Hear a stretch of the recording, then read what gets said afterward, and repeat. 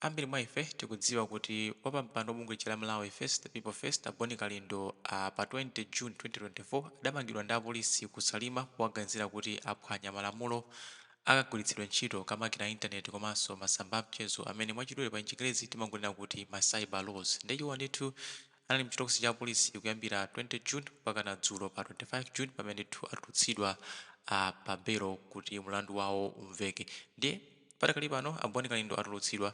Ndiye lero pa 26 June 2024 Boni Kalindo atulutsa odo yawo yoyambirira chimangidweni mmene ndithu akulongosola za mmene anamangidwira komanso iwowa akuthokoza Malawi amene anasapota pa nthawi imene ndithu anali mchitokosi cha polisi. Koma makamaka iwowa akunenetsa kuti nkhale anamangidwa nkhale mwina ena kufuna kuwaopseza koma iwowa sangasiye wa activism akuti apitiriza. Ndiye pano ndi Manyasa Voice Box pamene makhala tukambirana nkhani za ndale kuyitsa bwino kwa dziko komanso kutsatira bwino kwa malamulo kuno kwathu ku Malawi. Ndiye tikhale limodzi kuti timve kuti Boni Kalindo akuti chani pa zakumangidwa kwawo komanso chitsogolo cha activism yawo pano pa Nyasa Voice Box.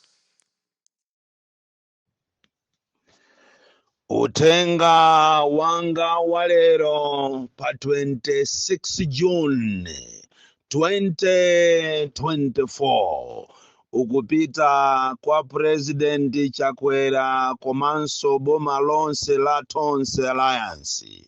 Tikamanena kuti boma lonse la Tonse Alliance tikuphatikizamo maorgans wonse, kuphatikizamo apolisi, ma ministers, ma MP ndi wina aliyense amene ali mbomamo. Ndipo izi ndikulankhula mopanda mantha kunena kuti pa dziko lapansi palibe chosatha.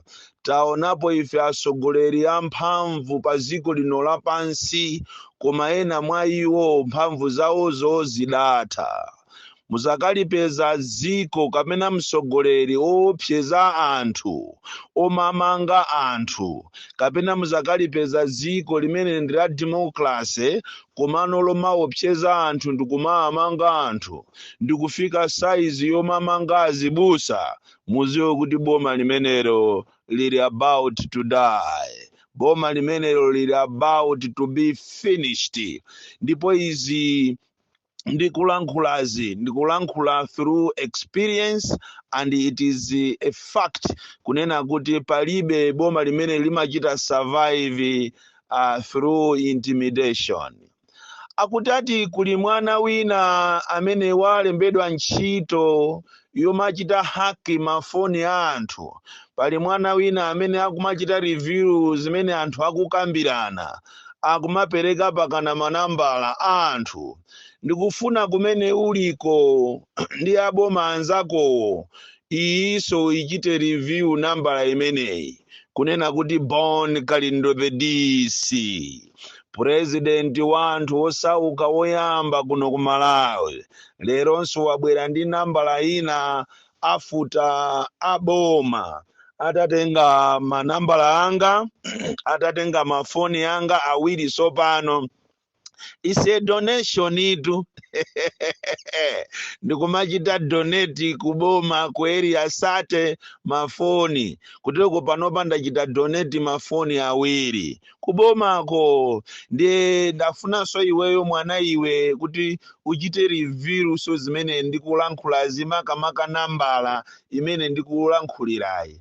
Ndipo anthu ambiri ndi madabwa nanu kuti mmaopa kuti ati simukufuna kuti zimene mukulankhula anthu azizimva, nambala yanu iziziwika. Ine ndikupemphe mwana iwe wa ku Chansa College kuzomba kuti yanga iso tu ichite review kuti anthu aone, chifukwa ine sindimaopa. Ndipo Amalawi ndafuna ndikusimikizireni kuti kumangidwa kwanga mwina inu mmaona ngati ndikhoza kusiya activism, apa ndi pamene andipasa mphamvu zina za nyuwani.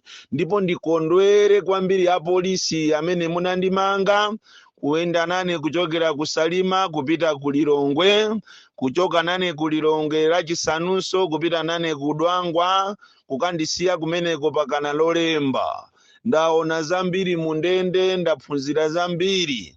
Ndipo ndikungodandaula kuti mwandisiya nsanga chifukwa nayeneranso kuti ndiyendere ndende zina zakumpoto kumene kuso ulendo wina mukanditenga muonesese kuti mwakandisiya kumpoto uko ndiyendereko ndende chifukwa Southern Region, Eastern Region komanso Central Region ndayenderapo ndende zingapo. Ndatha kuona mmene akaidi akukhalira, ndatha kuona mmene ndende zathu mmene zilili ma condition ya ndende, ndende zopanda matoileti. Mwina ndi chifukwa chake simandipitisa ku toilet kwa 5 days komanso osasamba, mapanga manyazi kuti president wa anthu osauka akuonererani. Ndafuna ndikuuze niso ndikuti kumene kuja ndaphunzirako zambiri, ndaona mmene ilili misewu, nsewu ngati wopita kudwangwa kuchokera kusalima, sewu onyasa kwambiri. Ndikupempheni inu a president anthu olemera kuti mukonze misewu imeneyi, kuti ine president wa anthu osauka mukanditenga ndiziyenda msanga. Ndili onyada kwambiri. Ngati maona kuti ngati ine ndiopsezedwa kapena ndipanga mantha, apo ndiye mwauponda kwambiri. Ndiponso ngati kuli kumangidwa, apanso ndiliredenso kumangidwa, koma ndizayima pa chilungamo. Ndizayima pa chilungamo ndipo siningapange mantha. Kwa amene akundikayikira musakayike konse, chifukwa ine mantha ndinapachika muziko la democracy, ndipo sindingapange mantha kwa wina aliyense. As long as it is standing for the truth, ndi mmene amalawi akuvutikira kuno ku Malawi, ine ndizaloledwa kuphedwa kuti ndizakhale mmodzi mwa iwowo ophedwa chifukwa choyima pa chilungamo. Koma nangofuna ndipereke uthenga kwa inu apolisi kunena kuti mukamagwira ntchito yanu without using professionalism, ndikumaopseza anthu, siku lina zizakuvutani kwambiri. Ndipo mwina mmodzi mwa anthu amene atazakuvutiseni ntchito yanu ndiye ndi ineyo. Ndafuna ndikuthokozeni amalawi nonse chifukwa cha mapemphero anu. Ndikudziwa kuti kutuluka kwa ine ndatuluka chifukwa cha inuyo amalawi. Popanda inu Boni Kalindo palibe. Ndipo ndimadziwa kuti amalawi simmagona, mmandipempherera ambiri simmadya, mmandipempherera kundidandaulira, koma Mulungu ndiwazatheka bwanji. Ndipo mapulani onse woyipa amene anali nawo aboma ndi apolisi alephereka chifukwa cha mapemphero anu. Ndikakuthokozeni kwambiri anthu akudwangwa amene mmabwera in large numbers, ndipo sindimadziwanso zokuti ine ndili kudwangwa, ndimangoona ngati ndili kwanjeza ndikudya mipama, ndikudya akoko wanga kumeneko. Koma ndinali munthu wachimwemwe kwambiri chifukwa cha inuyo, munandipasa sapoti ndili kudwangwa, ndipo every time ndikakhala kuti ndili kudwangwa, anthu akudwangwa mmandipasa sapoti. Ndikuthokozeniso anthu wa Malawi First, kumene ine ndikuchokera ngati president, mwapereka sapoti kwambiri. Ndikuthokozeni amalawi ochokera zigawo zosiyana-siyana amene mwathandiza, mwapereka zithandizo zanu kuti ine ndipezeke ndili kunja kulero. Ndithokozenso ana akuakauma, akugeto, kumene ndinatengeredwera usiku kukayikidwa ku area 12 mwachinsisi mobisidwa kuma geto yakwakauma. Ndayamata okwiya kwambiri. Ndikuthokozeni kwambiri. Ndithokozenso anthu onse azipani zosiyana-siyana amene munalemba ma statement komanso amene munapereka sapoti yonse yokwanira kuti ine ndituluke. Sindikuchitenga kukhala chinthu chophweka. Ndithokozenso mabungwe amene munalemba ma statement anu, ma individuals amene munatengapo gawo kuti ineyo ndipezeke kuti ndatulukano kundende. Ndafuna ndikusimikizireni kunena kuti ineyo ndine, ndipo popanda inu ine siningakhalepo. Ndikuthokozeni kwambiri komanso ndikusimikizireni kuti ine sindizaopa konse.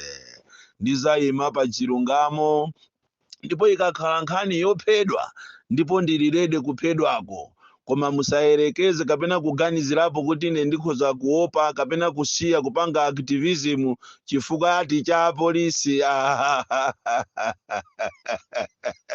Ndi ana ang'ono kwambiri, ndipo ndikuthokozeni Amalawi, ndikukunyadirani Amalawi kwina kulikonse chifukwa cha zimene ine mmandipangira ndi malimba mtima. Ndipo panopa ndingokusiyirani nyimbo imene analemba kuti kapena anaimba kamena imene timaimba kale tili ana kuti Lazaro, Lazaro, Lazaro wa ku Betania, Lazaro wa ku Betania.